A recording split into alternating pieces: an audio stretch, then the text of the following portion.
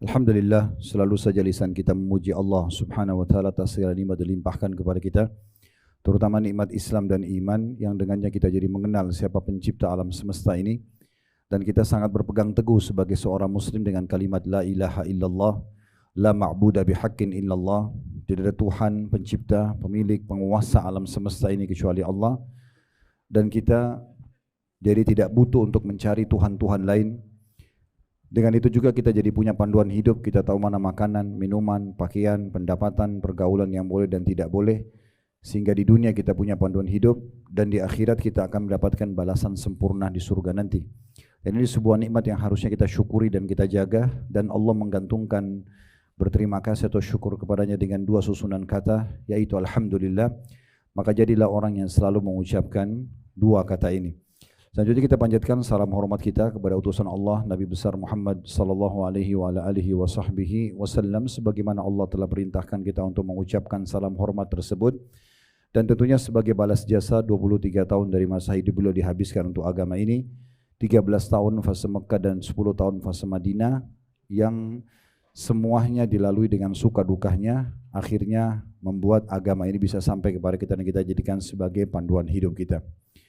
Melanjutkan pada buku kita, dan ini di bab-bab terakhir, bergegas bertaubat sebelum terlambat, dan kita sudah membahas pada pertemuan yang lalu kisah yang ketiga, yaitu kisah tentang taubatnya orang yang membunuh 99 orang. Dan sudah panjang lebar kita jelaskan tentang masalah haramnya orang membunuh diri atau menjadi penyebab terbunuhnya diri itu sendiri. Apakah dia bunuh diri secara langsung atau secara tidak langsung. Contoh kasus orang sengaja memakan makanan yang beracun misalnya, kemudian membuat dirinya sakit dan terbunuh, ini semua termasuk perbuatan tidak boleh. Atau membunuh orang lain, apakah secara langsung atau menjadi penyebab saja, misalnya membantu dengan ide atau yang lainnya, maka semua itu masuk di dalamnya. Dan itu sudah kita petik sebagai hikmah dari kisah nomor 3 kita.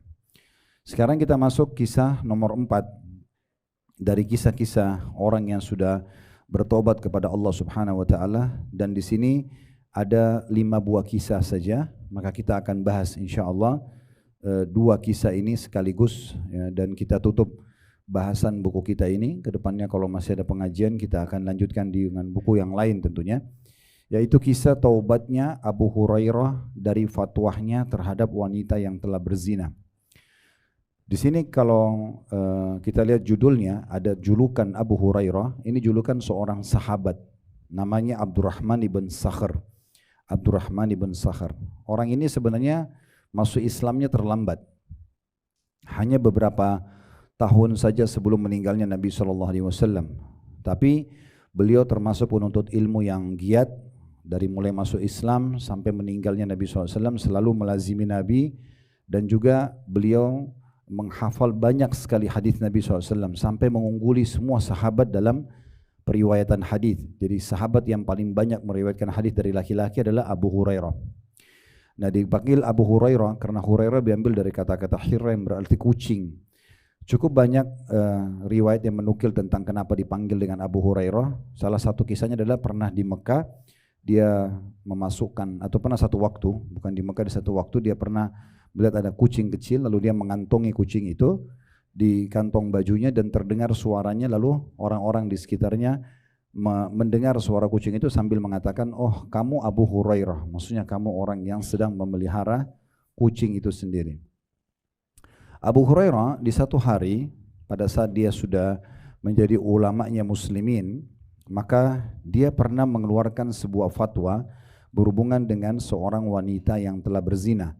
Namun di sini kita sedang membahas bukan taubatnya si wanita, tapi taubatnya Abu Hurairah. Kira-kira apa yang sedang terjadi? Saya akan bacakan kisahnya. Kita di halaman 57 ya. Dari Abu Hurairah radhiyallahu anhu, beliau berkata, aku keluar suatu malam setelah sholat Isya bersama Rasulullah SAW. Tiba-tiba aku bertemu dengan seorang wanita yang memakai niqab berdiri di pinggir jalan dan berkata, niqab itu maksudnya cadar ya. Lalu wanita itu berkata, wahai Abu Hurairah, aku telah berbuat dosa besar, apakah aku masih bisa bertaubat? Maka Abu Hurairah bertanya, apa dosa yang kamu maksud? Wanita itu menjawab, aku telah berzina dan plus aku membunuh anak hasil zinaku. Maka Abu Hurairah berkata kepadanya, kamu telah binasa dan membinasakan. Maksudnya kamu binasa karena telah berbuat zina plus kamu membunuh anak hasil zinamu. Sebenarnya anak itu kan tidak ada dosanya. Walaupun dari anak hasil zina tidak boleh digugurkan. Karena yang dosa orang tuanya. Maka dia mengatakan, kamu telah binasa dan membinasakan. Demi Allah tidak ada kesempatan bagimu bertobat. Ini fatwanya Abu Hurairah. Dia langsung memvonis kalau wanita yang telah berzina dan bunuh anaknya ini nggak bisa bertobat. Nah, ini kesalahan Abu Hurairah di situ. Itu yang sedang kita bahas. Wanita itu seketika menjerit dan hampir saja pingsan, kemudian pergi. Maksudnya karena Abu Hurairah seorang ulama dan juga sahabat Nabi, berarti apa yang dia bahasakan dianggap sebuah tuntunan dari agama. Berarti dia sudah tidak bisa lagi diterima tobatnya, artinya akan ada hukuman datang kepada dia. Lalu Abu Hurairah berkata dalam hatinya, bisa-bisanya aku memberikan fatwa sedangkan Rasulullah SAW masih berada di tengah-tengah kami.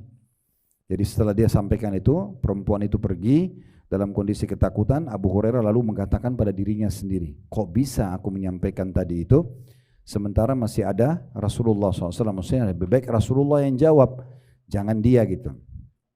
Di pagi harinya, kata Abu Hurairah, aku datang kepada Rasulullah SAW dan aku berkata, wahai Rasulullah, tadi malam ada seorang wanita yang meminta fatwa kepadaku begini dan begitu. Maksudnya diceritakanlah tentang kasus perempuan itu. Maka Rasulullah SAW bersabda, Inna lillahi wa inna ilaihi raji'un. Kami milik Allah, kami akan kembali kepada Allah. Kamu, maksudnya wahai Abu Hurairah, demi Allah yang telah binasa dan membinasakan. Terbalik sekarang. Sebenarnya kamulah yang telah binasa dan membinasakan dengan fatwamu itu. Di sini banyak sekali makna daripada perkataan ini, nanti akan kita jelaskan. Saya bacakan dulu riwayatnya. Di mana dirimu, mana kamu dari firman Allah Subhanahu wa taala yang artinya ini dalam surah Al-Furqan surah nomor 25 ayat 68 sampai 70. Dan orang yang tidak mempersekutukan Allah dengan sesembahan lain dan tidak membunuh orang yang diharamkan Allah kecuali dengan alasan yang benar dan tidak berzina. Dan barang siapa yang melakukan demikian itu niscaya mendapat hukuman yang berat. Hingga sampai pada firman Allah, maka kejahatan mereka diganti Allah dengan kebaikan. Allah Maha Pengampun lagi Maha Penyayang. Jadi maksudnya Al-Furqan ayat 68 sampai 70 ini menyebutkan rincian tentang dosa-dosa besar, tetapi Allah mengancam bagi orang yang tidak taubat dan justru memberikan peluang pemaafan bagi orang yang taubat. Kemudian Abu Hurairah berkata, maka aku keluar dari sisi Rasulullah SAW dan berkeliling di jalan-jalan kota Madinah. Aku berkata, siapa yang bisa menunjukkan kepadaku di mana wanita yang telah meminta fatwa kepadaku tadi malam begini dan begitu. Hingga anak-anak kecil berkata, Abu Hurairah telah gila. Karena semua orang ditanya mencari tahu di mana wanita itu. Akhirnya pada malam hari itu aku menemukannya di tempat yang sama ketika aku bertemu semalam. Maka aku sampaikan kepadanya seperti yang dikatakan Rasulullah SAW bahwasanya dia bisa bertaubat. Wanita itu seketika berteriak histeri karena saking gembiranya dan berkata, aku memiliki sebuah kebun untuk disedekahkan kepada orang-orang miskin dikarenakan dosaku. Jadi itu ada footnote di bawah dari referensi yang sempat kami ambil. Baik, sekarang setelah membacakan kisah ini, kita coba ambil hikmah-hikmah satu persatu dari potongan kisah ini. Yang pertama, tentang keutamaan Abu Hurairah sendiri. Walaupun di sini dalam kisah ini seperti sedang ada teguran terhadap fatwa yang dia sampaikan. Tapi besarnya jiwanya Abu Hurairah ingin menceritakan kisah ini. Ini kan kisah dia pribadi. Dia bisa saja tidak nukil kan, sehingga tidak sampai kepada kita. Dia tutupin selesai, tapi dia menceritakan ini. Ini sekarang kita tahu semua karena dia menceritakan tentang kejadian tersebut. Apalagi dalam kisah ini bisa ditangkap sebenarnya seakan-akan Abu Hurairah sedang ada di situ dan tidak banyak orang. Wanita itu bertanya di malam hari, kemudian dia memberikan fatwa. Dia bisa saja tutupin itu.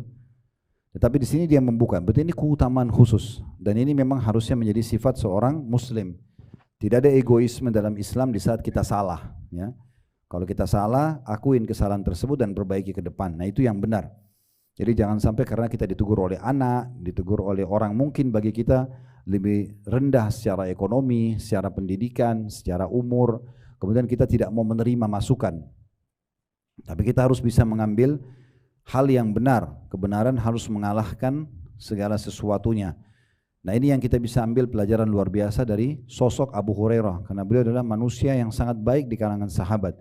Semua sahabat umumnya memberikan kesaksian tentang kesolehan Abu Hurairah dan bagaimana kecerdasan dan keluasan ilmunya. Nah, di sini dia menceritakan salah satu tanda bukti luas ilmunya pada saat dia berbuat salah, dia mau ngakuin sebagai sebuah kesalahan dan dia memperbaikinya. Pelajaran kedua tentang bolehnya seorang wanita bertanya hukum ya, yang dia belum faham kepada seseorang yang faham agama, apakah perempuan atau laki-laki. Dia tinggal bertanya hukumnya, seperti kasus perempuan ini bertanya. Dan seringkali juga terjadi di majelis Nabi SAW, ada yang bertanya tentang hukum agar dia faham. Cuma memang adab dalam bertanya itu benar-benar harus ikhlas karena Allah supaya ada nilai pahalanya. Yang kedua, dia memang belum faham sehingga dia tanya supaya dia faham dan tahu tentang hukum. Atau yang ketiga, dia sudah faham, pernah dengar tapi untuk memastikan, dan tidak ada sama sekali niat untuk menguji pematerinya ya. Karena Nabi SAW mengatakan itu salah satu hal yang bisa membinasakan orang kalau dia bertanya atau belajar ilmu agama untuk menyaingi para ulama, untuk dibilang dia alim ya, dia bertanya hanya supaya teman-temannya bilang dia pintar. Nah itu tidak dibolehkan dalam majelis ilmu, betul-betul karena dia mau tahu gitu. Kemudian yang ketiga, bolehnya dalam bertanya hukum agama menyebutkan tentang dosa yang dilakukan. Saya telah berbohong, saya telah berzina, saya telah membunuh. Dia membahasakan bukan untuk membuka aibnya, tapi untuk menanyakan hukum. Nah ini terjadi juga pada kisah kita yang nomor 3 yang lalu, yang orang membunuh 99 jiwa karena dia berkata kepada orang alim atau abid yang dia temui, saya telah membunuh 99 jiwa. Dia sudah mengatakan kepada si alim, saya telah membunuh 99 jiwa, ada taubat gak buat saya? Nah seperti itu. Jadi boleh menyebutkan, tapi ini bukan pengakuan dosa. Ya, beda antara kita orang Islam sama agama Katolik ya. Karena mereka ada pengakuan dosa, kita tidak ada pengakuan dosa. Jadi kalau dosa kita pun pernah lakukan, tutupin antara kita sama Allah Subhanahu wa taala. Jangan malah diekspos ya. Kemudian pelajaran keempat yang bisa diambil, tidak bolehnya buru-buru dalam memberikan fatwa. Kalau ada orang bertanya, terlebih lagi kalau di sekitar kita ada orang yang lebih tahu. Ya, tidak boleh misalnya ibu ditanya, ini gimana hukumnya bu? Ibu cuma tebak-tebak, kayaknya sih menurut saya begini. Nah itu tidak boleh. Kecuali ibu yakin ilmunya benar, ibu sudah pernah pelajari, tahu dalilnya, tahu argumentasinya dan ibu benar, ibu silakan sampaikan. Itu pun kata para ulama, kalau diambil dari kisah ini, di saat memang tidak ada orang yang lebih faham dari kita di situ. Orang yang lebih faham kita bilang silakan tanya kepada sana saja, dia lebih faham misalnya. Ya, ini semua termasuk adab dalam ilmu itu sendiri. Di sini kekeliruan Abu Hurairah karena dia buru-buru memberikan fatwa sementara Rasulullah SAW yang lebih baik dari beliau masih ada, ya, masih ada. Dan usahakan Bapak Ibu sekalian untuk mengatakan saya tidak tahu kalau belum tahu. Tak boleh kita sengaja ngomong sembarangan, padahal sebenarnya itu salah. Ini akan ada pertanggungjawabannya nanti di sisi Allah Subhanahu wa taala. Nggak boleh, lebih baik kita bilang saya nggak tahu. Sampai sebagian ulama mengatakan tidak tahu bagi orang yang sedang ditanya itu adalah setengah ilmu. Itu adalah setengah ilmu. Di saat betul-betul kita tidak tahu, maka jangan kita sok pintar karena berbahaya. Sekali kita sampaikan fatwa salah ini bermasalah. Makanya Nabi SAW pada saat Abu Hurairah ceritakan kepada beliau tentang kejadian tersebut, karena Abu Hurairah langsung bilang pada saat wanita itu bilang saya sudah berzina, saya bunuh anak saya. Apakah ada taubat? Abu Hurairah mengatakan tidak ada taubat bagimu, kau telah binasa dan membinasakan. Ini kan langsung membuat orang itu down, dia pikir sudah tidak mungkin lagi dia memperbaiki keadaannya. Ini bisa berefek dua. Efek yang pertama, orang ini bisa saja justru makin terjerumus dalam kesalahannya. Toh saya tidak akan dimaafkan, udah saya bunuh aja sekalian. Atau saya begini dan begitu aja sekalian. Atau yang kedua, bisa saja kalau dia meninggal di malam itu dan dia tidak bertaubat karena dia anggap fatwa tadi tidak bisa lagi dia bertaubat, maka yang bertanggung jawab justru yang memberikan fatwa. Ya, karena kan tadinya dia harusnya bisa bertobat. Ini mirip kasus kalau ada temannya ibu-ibu sekalian mau masuk Islam, non muslim misalnya, jangan ditunda, tinggal pandu syahadat saja. Saya pernah ketemu di kota Makassar waktu itu, ada satu orang datang, seorang ikhwah laki-laki bawa satu orang temannya, itu sudah dari 1 tahun yang lalu mau masuk Islam. Dan dia bilang sama saya, Ustadz ini teman saya sudah 1 tahun lalu mau masuk Islam, cuma saya kasih buku dulu, dikasih buku tebal, silakan pelajari dulu ini. Nanti kalau hati kamu sudah mantap baru kamu masuk Islam. Untung orang itu belum mati. Iya kan? Kalau dalam 1 tahun itu dia meninggal dalam kondisi kafir, nah yang menunda ini bisa bertanggung jawab karena dia tinggal pandu syahadat. Masa cuma bilang asyhadu an la ilaha illallah wa asyhadu anna muhammadar rasulullah susah, gitu kan? Tinggal pandu dia ikuti, dia sudah muslim. 1 menit kemudian dia meninggal, dia masuk surga. Dengan tidak ucapin maka jadi masalah. Saya langsung pandu syahadat waktu itu, lalu kemudian saya bilang sama orang yang bawa dia, ini kalau orang ini meninggal di masa 1 tahun ini, antum tanggung jawab depan Allah. Kenapa dikasih buku tebal untuk baca? Masuk Islam dulu baru belajar kan gitu. Makanya orang yang baru masuk Islam dinamakan mu'allaf. Orang yang masih lemah hatinya, nah mirip seperti itu.